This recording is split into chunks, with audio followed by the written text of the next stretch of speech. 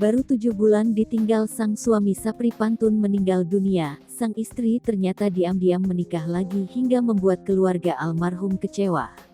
Bagaimana tidak, belum genap setahun Irma Suryatin ditinggal sudah menikah lagi bahkan tanpa memberikan kabar. Adik Sapri Pantun, Doli mengungkapkan kekecewaannya tersebut kepada Irma Suryatin di hadapan awak media. Menurut Doli, Irma melangsungkan pernikahan Maret lalu. Sementara itu, dirinya pun tak diundang atau diberitahu terkait pernikahan istri mendiang Sapri tersebut.